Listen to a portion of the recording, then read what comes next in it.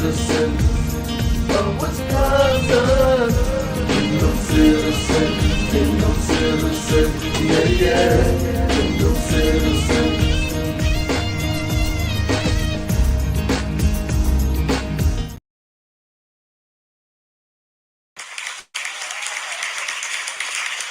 Well.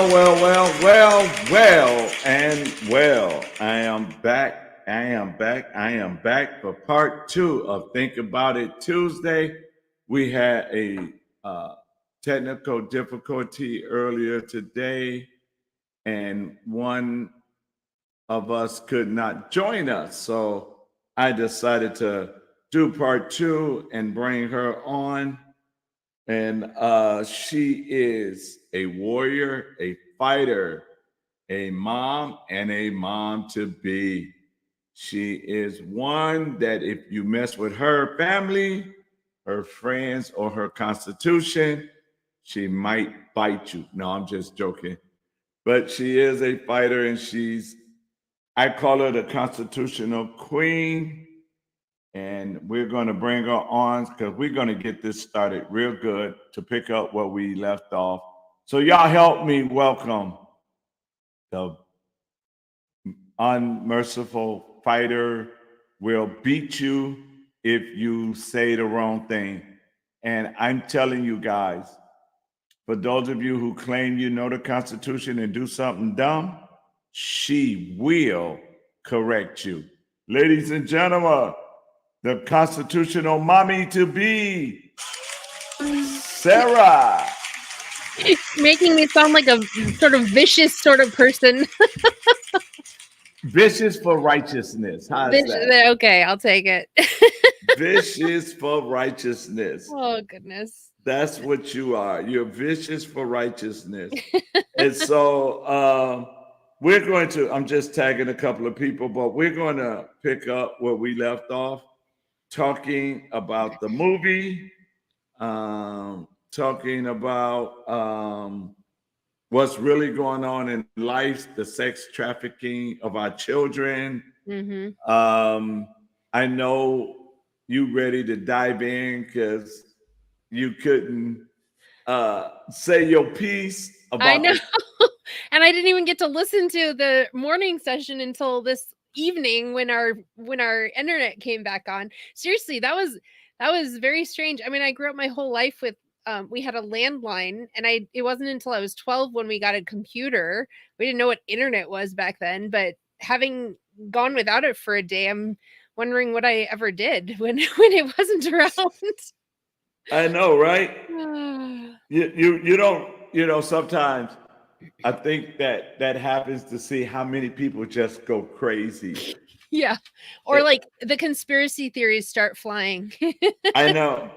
And I was doing I was telling Amber, I said, "Oh, are y'all ready for the 5G? They're gonna put the 5G up by you guys." Yep. So where you want to start? If I don't have enough health problems as it is. I know, right? So tell me, where do you want to start in this beautiful conversation? Beautiful is not the word I would have picked, but okay, we'll go with that. It's beautiful because people are finally starting to wake up to it, I think. Yes. And I guess I'm going to start from a different perspective from what you guys were going at it from. Starting with our starting from the I don't want to say religious angle because one of the things that I didn't hear you guys mention, and maybe I missed it, but was that a lot of this increase in the sex trafficking and in child slavery and all of that, I don't want to say it has its roots in the American church, but I would definitely say that the American church's anti-biblical view of the world has definitely encouraged this just complete moral depravity that leads to things like sex trafficking and slavery and stuff like that. I've been and the reason why I bring it up from this angle and not the constitutional angle is because we already know that our Constitution is completely ineffective without a moral and virtuous citizenry. And our moral and virtuous citizenry has kind of gone the way of the dinosaurs, but also in many ways has stagnated in the church as well. And I know we never came back to that TV show that I would really like to, the documentary that I'd really like to discuss. And this is actually goes right along with this, is the Shiny Happy People that we talked about. Yes. We were talking about what kind of a environment that I had grown up in, right? What kind of a religious experience I had had.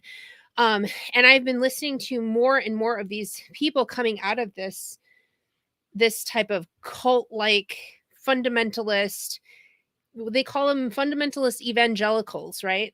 And there is actually statistically a higher percentage of abuse, and I'm not just talking about sexual abuse, but that's a big one, but spiritual abuse and physical abuse and all of these things in these particular sects of the American church. So like the Southern Baptist, that sect of the church, there's a couple others, but any church that has this like fundamentalist kind of, the reform, like Calvinist, reformed churches, those types of things, anything that has that really fundamentalist tendency towards legalism, you see a sharp increase in various forms of abuse, and sexual abuse is one of them, because it puts this hierarchy in the church that was never there biblically, where men have all the power, women need to shut up and be pregnant and barefoot in the kitchen, and kids are basically, you don't speak, you don't question authority, you just go along and you listen to the authorities that have been placed over you. And it's this umbrella of, and this is what the Bill Gothard Institute really taught, was these various umbrellas of authority, they called them. And you cannot find that anywhere in the Bible except for the headship of Christ, except for God's authority over the church. But a lot of these denominations insert their man-made doctrines into this hierarchical authority structure, and we get a whole heck of a lot of abuse out of that, because people who have been given power over other people will use that power, right? And there are some people who will use that power, okay, will not abuse it, but at the same time, I would even question whether that is not an abuse of its own, because there's nothing in the scriptures that say we have power over another human being. Like, there's nothing.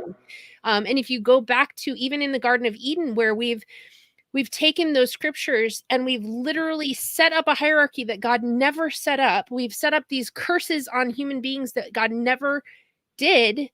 And we've reinterpreted the rest of scriptures to perpetuate this false narrative of, well, this is the hierarchy, right? It's God, then man, and then woman. And that's nowhere in the scriptures, not in any of, and if you look at the original, I'm doing this study, it's called, what is it called? The Eden Podcast. Where this guy and his wife did their doctoral theses on all of these scriptural passages in the Bible, starting with Genesis 3:16 and moving all the way into the New Testament, all of these various scriptural passages that have been used to basically make women submissive doormats in the church. and when you talked about that, right? Mm-hmm. I was watching the movie, and the family with the bunch of children, mm-hmm. and what was kind of the Shiny Happy People? Yes. The Duggars, yeah. Okay. Yep. So the Duggars. Yep. So he had a niece that didn't go along with any of the religious stuff, that she loved to be around the family. Yeah. But she didn't go along with the stuff that was going on. Yeah. And like they were saying, in public, in the eyes of the people, they Mhm. looked at like, oh, this perfect Oh yeah. family. Oh my But gosh. when the cameras was off, it was a whole different I would describe it as when the cameras were off, it was hell for these kids. mm, And nobody saw what went on behind closed doors. And that was one of the things that it didn't bother me because, well, yeah, it did. So when he talked about when the episode was talking about the oldest Duggar son and his pornography and molesting his sisters and stuff like that, the way that they portrayed him as this just monster, right? Like this horrible human being. That bothered me a little bit, not because I don't think that he is accountable for his actions as an adult. He totally is accountable for his actions as an adult. And he was raised in an environment that made it almost impossible for him to be anything but that. He was raised in an environment where he was, I mean, sex, talking about the natural outworkings of marriage, talking about all, it was treated like this taboo, dirty, you are unclean if you even think about looking at a woman. I mean, think about what they would say were, if they were out in public and they were in, somewhere where there was a scantily clad woman, the girls would use a key word and all of the boys would look away, right? What are we teaching our sons if we're telling them that every woman that you look at, you are going to lust after them? So avert your eyes. We're teaching them that those women are objects for their pleasure. We're teaching them that they have no control over their sexual urges, that there is nothing they can do because that's the way God created them. And so therefore, rather than get even close to temptation, just look away from these women. So let's treat these women like objects, like something that is worth less, that is devalued, because all that they're seeing is a sex object. This is what this young man grew up in. What else was he going to become? When he think about his wedding night. This is the first time he gets to look at a girl and actually lust after her, right? Like he gets to actually do something about all of those sexual urges that he had no idea what he could do with them. He had no idea. He couldn't talk to anybody about them because obviously he would be considered to be in sin, right? And so then he gets this willing woman who's been raised in the same culture that he has, who has been told all her life, you are going to submit to your husband no matter how many times he wants you, no matter what he wants, because once you're married, it's all good. You are your husband's toy. And he has saved himself for you for his entire life so that now he gets to basically just have free reign. So not only are we teaching these young girls, you have to submit to these boys. And guess what? These boys don't have a clue what they're doing. They don't know how to honor a woman. They don't know how to respect her as anything other than a sex object. So once you're married, you're going to just keep popping out babies. And she has to submit to you. She can't say no. What else is that going to do to create? What is that going to do in the mind of a young boy who has all of these hormones when he hits puberty, doesn't know what to do with them? He's been told that they're a sin. He cannot even think about it. He can't even address the issue with a safe male figure, a father figure, right? And then all of a sudden on his wedding night, he's like, "Oh, good, free game, right? Like I finally have a woman I can actually use, right? Like, and it's not a sin." All of us. So how do you separate that out? That's the one thing that was one of the things that bothered me about the documentary, is that it made him out to be this. He was just born a monster. He wasn't. He was created that way. And this guy, he's going to spend the rest of his life suffering the consequences of this. And it was started, and his parents are not taking any responsibility for raising that. For putting him in that position. I when I was watching and I'm looking and I'm sitting there like, what? Are you serious? This is how it is. Mm-hmm. And and it's like, as a man, not a godly man. Okay, let me just say it this way. As a man, and somebody introduced me to that religion, I probably would love it. Oh yeah. It Uh, it draws certain personalities, people who like control, who like power, who are like, you think about the males who are like, I've got some things to prove, right? right. You put them in that situation, they're given free reign. There is no such thing. There's no such thing as abuse in the Gothard Institute's idea. Like when you are being abused, you are not the victim of abuse, you are the person who's perpetrating it, because guess what? You must have been wearing the wrong things, you must have looked flirty, you must have put on dark makeup that drew the eyes to your face, or to your or you wore a dress that was too form fitting, or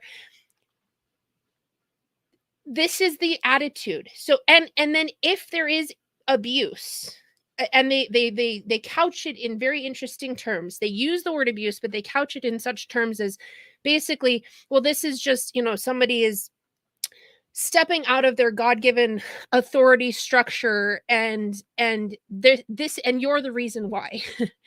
And so when you're in an abusive situation in these types of organizations, you're not allowed to get help from other people or get out of it. What you're supposed to do is what they call appealing to the abuser. Wow. And that ranges from anything from, please, I understand that I'm supposed to submit to you. I know I got upset the other day when you weren't home in time for dinner. I'm sorry. I will do better so that you don't have to abuse me again. Like, and you don't use those words. So you don't have to get angry again. Or I know I said no. I was on my finishing my period and I was just feeling like crap. I know I said no to sex last night. I won't say no again. I'm sorry. That's what you're supposed to do to appeal to your abuser. Wow. And so they don't have anything such as abuse. It's just somebody stepping out of their God-given authority structure because of you, because you somehow managed to anger them.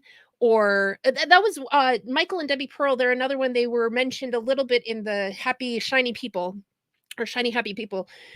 They were another kind of fundamentalist organization. They did the book To Train Up a Child, and they did these conferences in I believe they lived in Texas, and they kind of lived like this Amish style lifestyle, sort of, but not really. But if you look at any video of their conferences, don't even go to the abuse of children part of it. But there was one where his wife was being asked questions about how to please your man when he's an angry person. He takes the mic from her and he tells her, you need to give him more sex. That's how you please an angry man. You give him more sex. Really? Oh, yeah. This was at a conference where these women are living in this situation where their husbands are. It's not, when you ask, how do I deal with an angry man in a marriage relationship?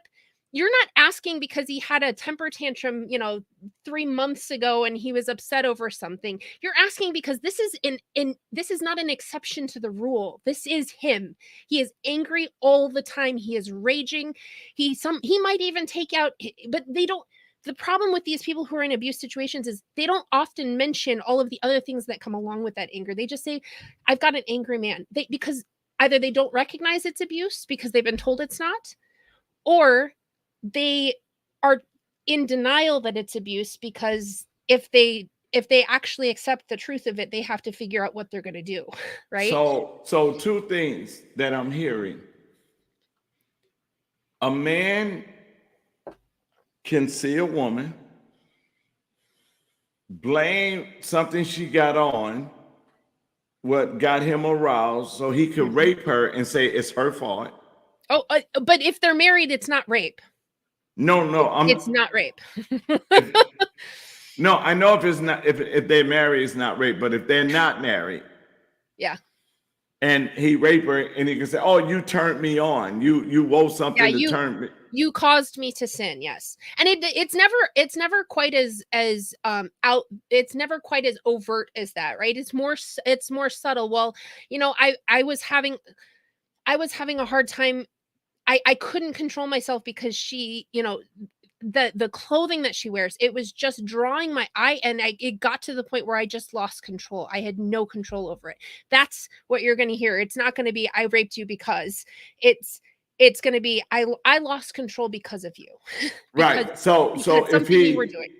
if he sexually raped her, it's because of something she was doing or wearing. Yeah. And if he's angry and he's abusing her, it's because of something she done, not him now. No, yeah, it's never well, and this is the thing. So in oh gosh, and this is like in the mainstream Christian ministries. If you look at Focus on the Family, you look at oh gosh, what are some of the other ones? I'm just trying to think. Think of do you know Emerson Eggerich's Love and Respect book? Yeah. Okay, that book is poison. It should never, but it has been being used in women's Bible studies everywhere. So one of the studies that he claims he did was about I'm trying to remember the exact statistics, but it was talking about it was these data statistics that they did. They did a survey of, I can't remember how many men it was. It wasn't a very big group of people, but it was all men, okay? And they did a survey asking basically two questions. One was, would you rather be unloved and alone, or disrespected and oh gosh, it was like disrespected and surrounded by people. I don't know. It was something in community, like I don't know. But one those are the worst questions to ask, because you're giving a dichotomy sort of a thing where you're like, oh, would you rather be this and this or this and this? Well, most of the men in the questionnaire didn't understand the question. It had to be explained to them. And then of course they picked, well, yeah, of course I'd rather be unloved and alone rather than disrespected, right? But the problem is they didn't ask women that question. They didn't ask them the same. He didn't ask any women. So he got all of the data about women and men needing respect and women needing love, from one study with men only being asked these questions. And most of the men in the study didn't even understand the question. Wow. I watched the other day, this guy, they was having church, and this guy came up and wanted prayer. Mm-hmm. That's all he wanted. The pastor threw him out the church, told them, I am the one in charge here. God called me to be in charge. We are Baptist church, and if you ain't Baptist, get out of here. Yeah.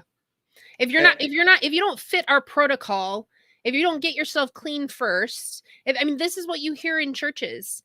And this is why we have these emergent churches coming out going, we welcome everybody. And you can be in any authority position, even if you're a child molester, because we're just going to love you, right? So we have these two extremes of the church in America nowadays. And I'm not saying that every single church in America is like this. Obviously, there are churches that are following God, that are worshiping, that are the organic body of Christ growing together, right? And that's not what is portrayed in a majority of the mainstream Christian ministry organizations, including the church today in America. And this is why we have such a problem with abuse. And in the early and late 90s, church would say something like, everybody's welcome, right? Mm-hmm. Come, everybody's welcome. Yep. Now you see signs out say everybody is accepted. Yeah. And I'm sitting there like, Wait. What does that even mean? Or like when they say on their billboards, love is love is love. I saw it. It was funny and just sickening at the same time. Did you see there was a church that had something called sorry, the Sparkle Creed? Yes. Yes. I shouldn't be laughing because it's disgusting and it is so anti-biblical. But I would rather laugh at that than laugh at what's happening in these mainstream churches that claim orthodoxy, that claim biblical teaching and are destroying the next generation. We hear all of these reasons. But wait. I got one for you. I got something for you. They showed a clip of this pastor. He said some churches is out there talking against abortion. Pastors talking against abortion. Mm-hmm. Well, don't have one. And then he says they was talking about gay and lesbian. Yeah. And transgender. And he was like, well, don't be it. No, he was supporting them. Okay. And he says, because who are you to question God's creativity? Creativity. Creativity on a transgender now. Okay. Yes, because we forgot about Adam, Eve, and they. We forgot that God mentioned they in the Bible, right? Like there was someone there in the garden that wasn't Adam and Eve, and it was definitely a transgender. So there's the creativity, right? Right. Like God created them, and it said multiple times, male and female, he created them in both the Old and the New Testament. There's a reason for that, because that is yes, of course he's creative. Did you know that not one of us is exactly alike, even though we share the same type of genetic structure, we share DNA, but there are millions and millions and millions and millions of varieties and variables in our DNA that makes each one of us so unique. It's why we all have different fingerprints, right? Like all of this stuff. Yes, of course he's a creative God, but he's also working within the laws of nature that he himself established, that there is male and female in every single species, including human beings. Right. And the thing about it, because of his creativity, the female carries life. Yep. And the man seed produces life. Yep. I mean, you can't just stop. I saw this on TikTok. It was so beautiful. This woman was debating, she would call herself defending transgenders. Mm-hmm. And she was debating this guy. And she was saying, she told him, people should could be whatever they want to be. And he says, oh, really? And she said, yes. And he says, okay. So then, as of today, I am a Black lesbian. It's a white guy. Mm-hmm. And she was like, but you can't be a Black lesbian.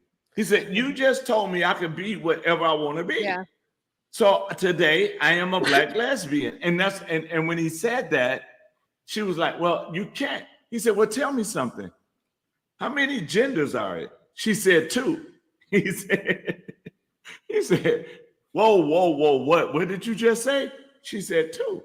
He said, you here standing up here trying to defend transgender, and you just admit there's only 2? And when he said that, her mouth just dropped. Yeah. And I'm sitting there cracking up because, when we look at what they're doing with the happy little people or shiny whatever. Shiny happy people, yes. Shiny happy people, and how they're indoctrinating people. Mm-hmm. and manipulating them with the scriptures. Yep. And so and then so when people start to do things, I mean, I think it was when it's the Mormons or another different religion where they was having sex with them. They had them so brainwashed that they was having sex with the mother and the daughter. Yeah. And I'm sitting there. And I mean, we saw that there's like scripture passages that talk about that, right? In right in the New Testament, the church was dealing with that stuff. So this isn't a new thing, right? It's just the like if we're the church, we should be creating an environment in which those things are anathema to us, right? Right. Not creating environments in which those things can fester and grow like cancer. And Right. that's the problem with the American church, is we've either gone so far to the left that we've become the world, or we've gotten so far to the right. And I'm not even saying that everybody who's done that has done it with malicious intent. What I am saying is that we've gone so far to this authoritarian, legalistic, man-made institution that it no longer resembles the body of Christ. Right. The body of Christ, where you have in some of these churches where they are forcing confessionals because we were told to confess our sins one to another. That's not what that meant. You don't force it. This is if you read those scriptures, it's talking about the willing, open relationship that you build with the body of Christ, because you are actively a part of that community, not because you sat in on a Bible study and all of a sudden, in order to continue being part of this Bible study, you must be a part of confession every night. Like, that's not how this works. But this is the mindset that a lot of the mainstream church has come to, and it is encouraged by all of these very famous. One second. It's encouraged by all of these famous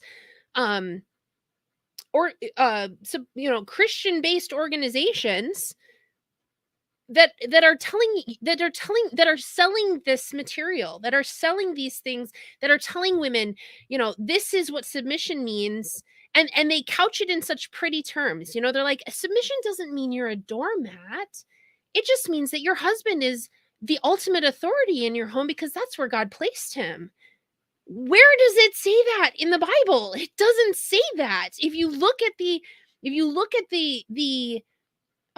culture that the scriptures was written in, where if you look at what was happening, he was actually telling men, you're supposed to be like Christ, meaning you would go to the cross for your wife because you love her that much, right?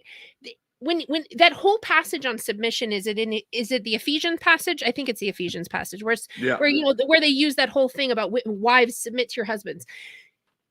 There's a difference in the syntax of that verse versus the syntax of the verses talking about men. So in the verse about wives submitting to your husbands, he was talking to women who were already doing that. So he wasn't telling them, do this because this is pleasing to God. He was saying, you're already doing what's right. You're doing what God has asked you to do. You're submitting to your husbands and you're honoring them, right? He wasn't giving it as a command. The original language was written as what you're already doing, just keep doing that.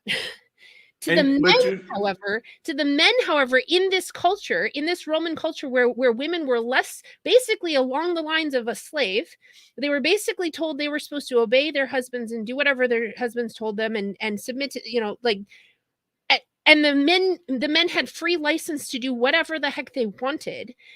Paul actually was saying, no, men, stop doing what the world is doing. God is calling you to submit to your wife as well.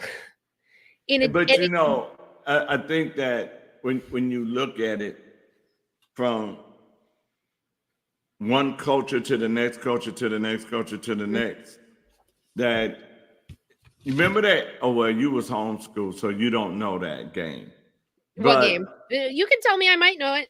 But what they used to do in school is the teacher would line up a group of kids, whisper in the first person ear a message, and that person supposed to deliver the message to the next, to the next, phone. to the. It's like phone tag or. And so it's like they give you a message like Sarah's finna have a baby, right? And the next person has said, tell the next person Sarah's finna have a baby. Next person. By the time it get to the end of the line, Sarah getting ready to have twins. Sarah getting ready to have because somewhere down the line gets lost in translation. Yeah. Right. So when you look at it from different denominations and everything, Yeah. the translation of it done changed so many times, Mhm. right? That's why they don't let women wear pants, right? That's why some Yeah. don't let women consider preaching or They can't anything, preach. They can't. Yeah. right? Because on the way down the line. And so when you get people who I like to call it the Antichrist spirit, where they want to be worshiped, where they want to be the main ruler, uh, Mhm. and everybody must It's a bow power down, structure. right? It And it everybody want to yeah. bow down. Yep. Yeah, and when you insert power that does not belong to you into the church, this is where we get the problems that we are having today. Because what spills out of the church ends up influencing the culture. Yes, the culture influences the church as well. But when we are using the scriptures to beat people over the heads with power, that that plays an important role in how we view how we view other people, how we value other human beings. If we as a church are preaching that children are just they're owned by their parents, they have no agency outside of their parents' authority, they don't they're not individual human beings that need to learn to think for themselves and choose Christ for themselves. If we are treating these children as basically just the same thing as a slave, right? No agency. I Right. have all the power in this relationship. Then we see these children growing up and stepping out into the world with this mindset. And obviously not everybody becomes becomes a power hungry monster, but we see this abuse perpetuate. We see And the thing about it is, like you said, we, the real church, the real people that love God, the real people that want to do it God's way, we really have to begin to educate and set people free yep. on these things that no, that ain't what it meant. No, that Yeah. ain't what it's saying. This is exactly what it is that it's saying. I'm sorry you got to be physically and mentally abused just to follow God. Yeah. Yeah. You know, I, I'm gonna be honest. I wouldn't want to serve a God if you're abusing me. I'll be Yeah. like, I'm out of here. Yeah. But at the same time, it's easy said than done when you haven't, like, you lived in that. I didn't Mhm. never live in that, Yeah. and I don't think I could live in that. They probably would have killed me a long time ago. Well, But you learn very quickly if you're a woman, you learn very quickly that you need to keep your opinions to yourself or face censure.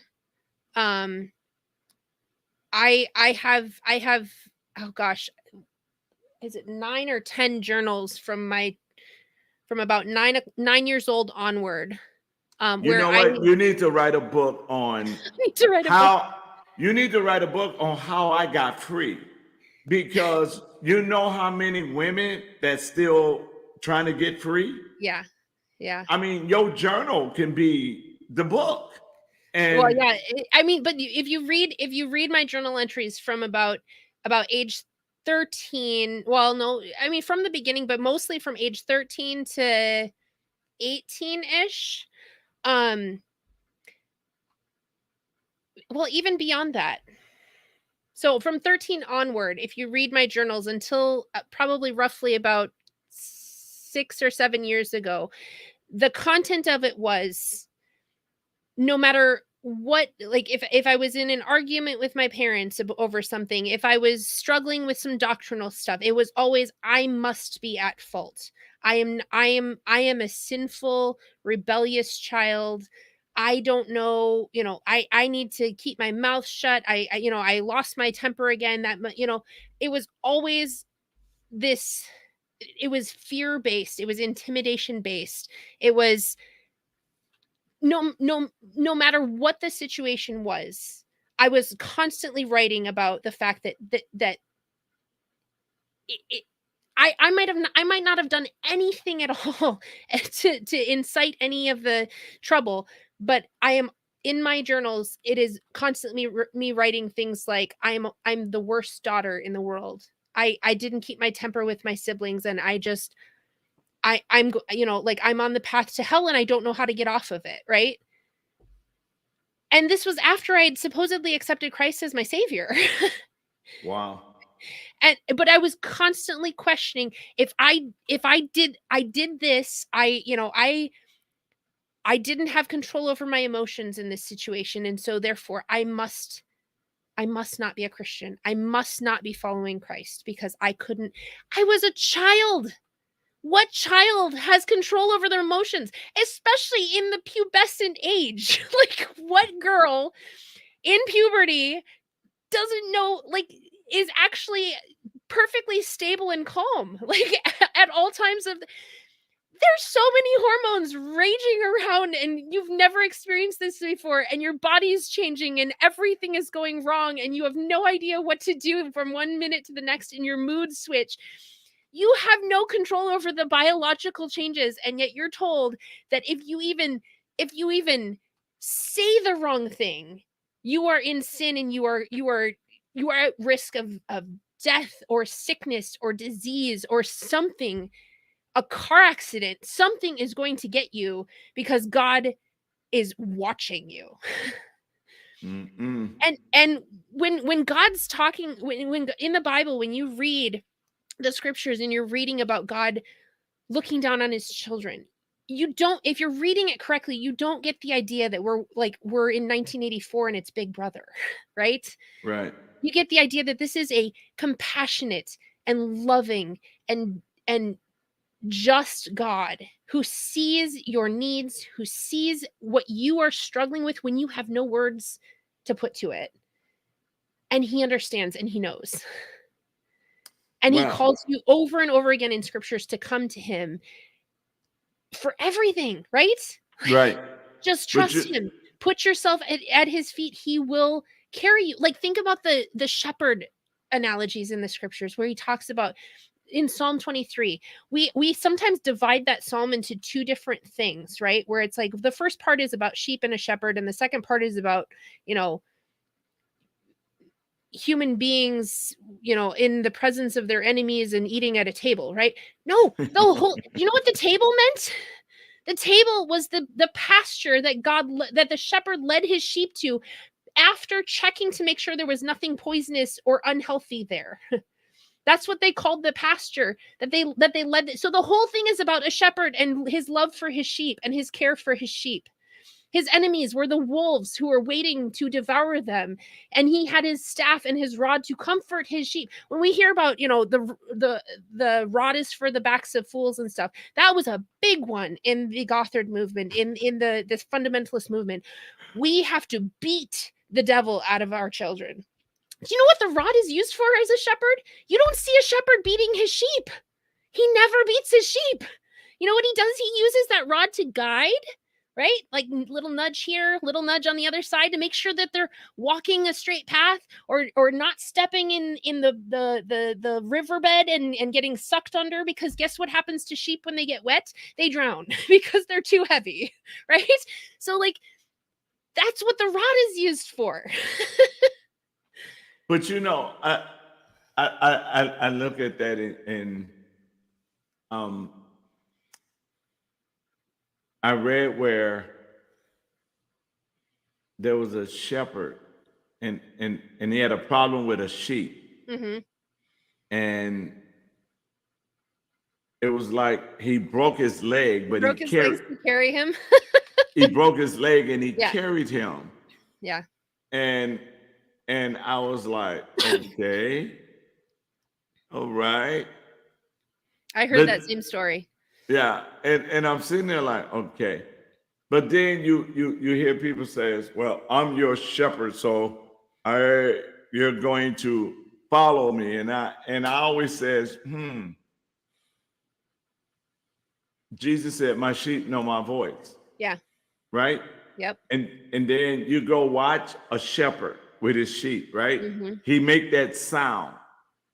You know, Yeah. he don't go and say, all right, come on, let's go, let's go. He make Yeah. a sound. And when he make that sound, they just line up and Oh follow. yeah. Well, and this is the amazing thing. So when Jesus was talking about the good shepherd, right, in the New Testament, everybody in that crowd understood what he was saying, right? So we don't live in an agrarian society anymore. So we don't have, a bunch of sheep herds and gardens and all of those things. Back then they would have understand immediately what he was saying. And guess who was offended? It wasn't the people he was calling sheep. It was the leaders he was comparing himself as the good shepherd to. He said, I gave you these sheep to shepherd, and you screwed up. You messed. Big You have time. you have turned them away from me, and I'm here to take them back. And then that's what's happening today. Right. And that's where we get and what were those leaders doing back then? They were legalistic. They had 636 new rules, or 600, I don't know. It was like a massive 613 rules in their Talmud, right? That they added to the scriptures that were not there. And guess what Jesus did? He was like, love God and love your neighbor as yourself. Right? He took all of those massive rules. He said, it boils down to this: love God, honor him, keep his commandments, love your neighbor as yourself. The church today has once again inserted rules that do not belong there, when all we need to be presenting to people is love God and love your neighbor as yourself.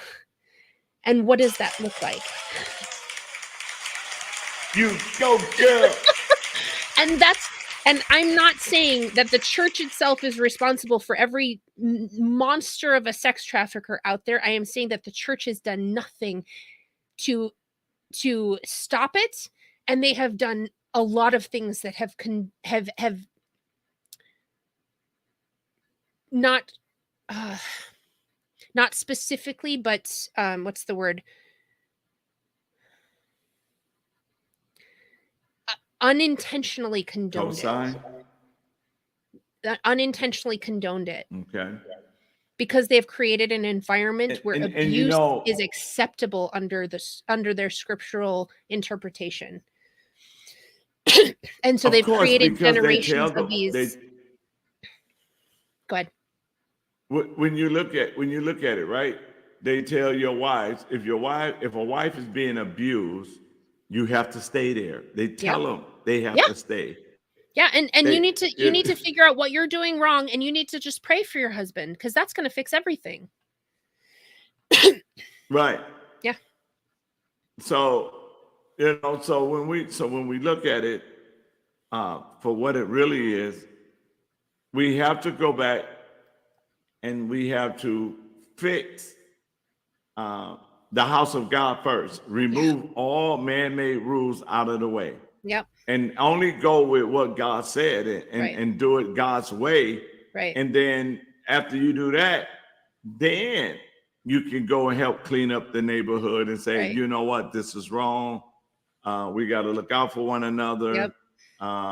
What they're doing to the children is wrong. We got too many missing children right now, and we have to get involved. But you can't get involved if your life is dirty itself. Right. The church needs to be the neighborhood watch group, not the neighborhood, I'm going to tell you everything that I think you should be doing because this is how I interpret God, right? Like, no, I don't want to have anything to do with that Jesus. I don't want to have anything to do with that representation of God. Because that is not that one, it is not loving God. And there's a reason why he listed them in that order, right? If you are not loving God, you can't love your neighbor as yourself. Right? If you're not loving God, you can't understand what it means to love your neighbor as yourself. If you're not loving God, you're not going to acknowledge that higher moral authority that gives you the guidelines for how to love your neighbor, right? How to wish for, how to want their best, not shoving it in their face and making them choke on it, but looking at them and saying, I want what's best for you. You think you are a man, but you are a woman, because that is how God created you, beautifully, fearfully, and wonderfully made. And God loves you, and he did not make a mistake when he created you. He did not put Yes. a male in a female body. He gave you exactly what you needed. And he is not ashamed of you. He is not afraid of your doubts and questions and fears and all of the things that you're struggling with. He is too big for that. He's a big God, right? But we've created this little God, and we've replaced him with these big authoritarian legalistic people, and they would rather shout their anger and hatred in the streets than actually look and see what is their first thing to do. Seek God first and his righteousness and his kingdom. Yes. And then all of these things will be added to you. So if you are seeking him first, if you are learning who he is and what he wants of you, what your purpose is in his kingdom based on his bigger plan, then we're going to be looking out for the least of these. And we're going to be protecting the defenseless. And we're going to be practicing pure religion, looking after the orphans and widows, right? Every one of these kids, whether they have an earthly parent or not, these kids in the sex trafficking industry, we should be treating them as orphans. We should be treating them as people that God hates their oppressors. He despises them, right? He has nothing good to say about them.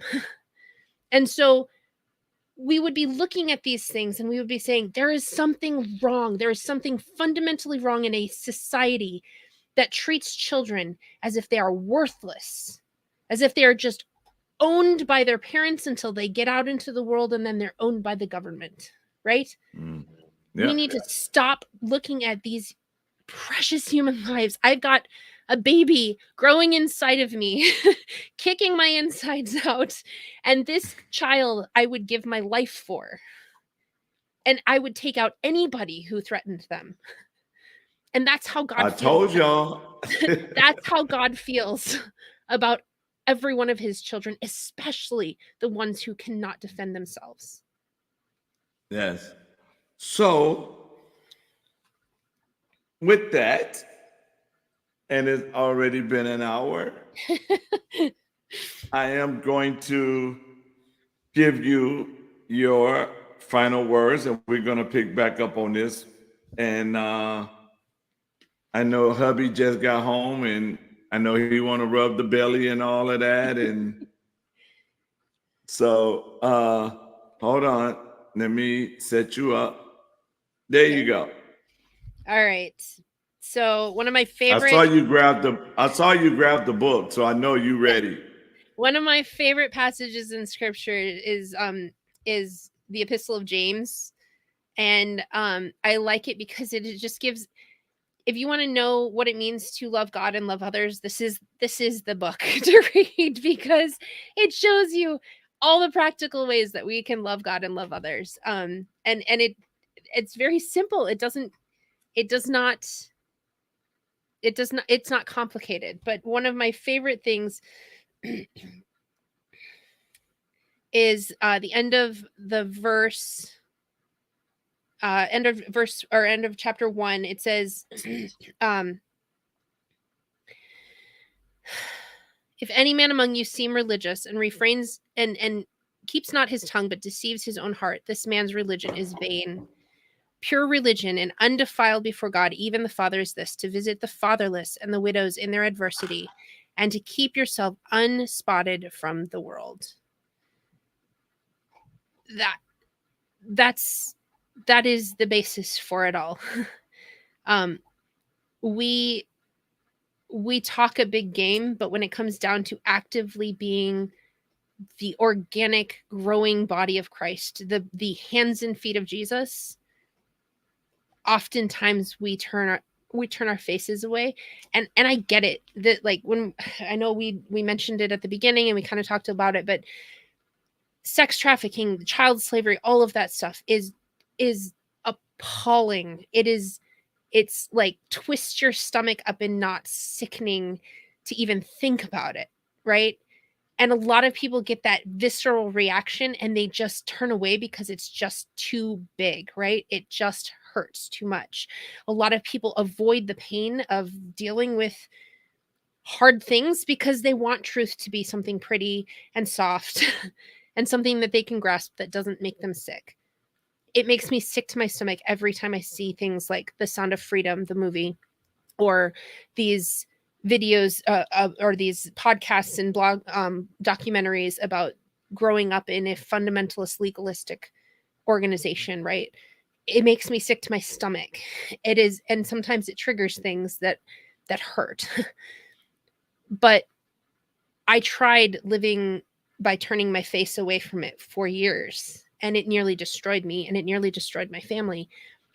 If not everybody is going to be out there on the front lines going into these places and taking down the bad guys, right? But there are so many different avenues that we can take. We can raise awareness in our communities.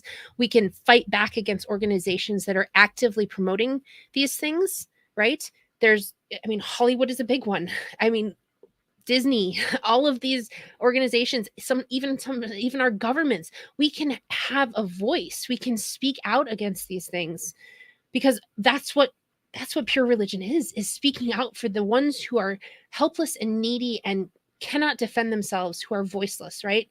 We need to give them a voice, and you don't have to be in the thick of the actual battle of bringing these children out, but you can stop turning away when you see it, and when it gives you that visceral reaction, accept that pain and figure out what your place is in it. Not everybody stands out in front of abortion clinics. That's okay. I don't stand out in front of abortion clinics, but I do fight against abortion.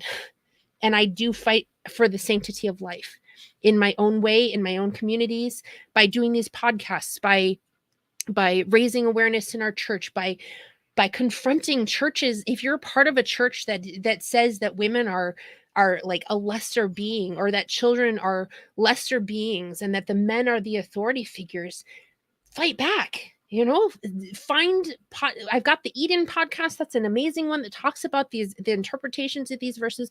But all of these things are finding out what your strengths are, what your skills are, what God has called you to and purposed you to do, and realizing that every one of us have to be a part of this battle in some way, shape, or form, because we don't lose in the end, but we've actually got to be part of the fight in order to win. And so God is victorious.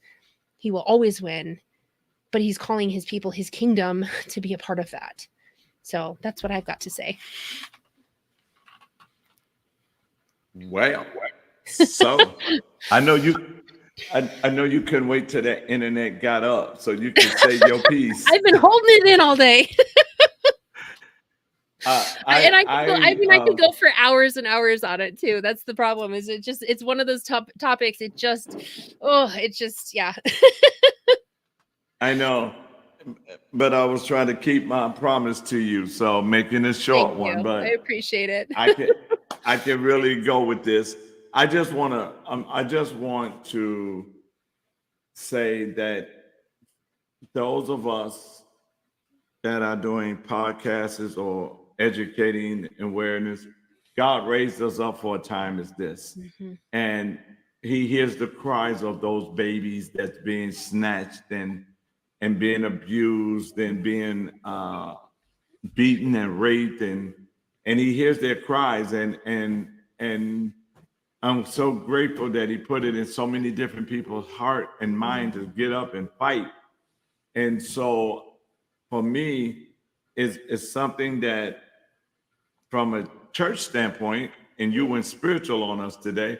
So from a church standpoint, we have to do something. We cannot sit still. We cannot just sit in the building and shout and dance and act like everything's okay.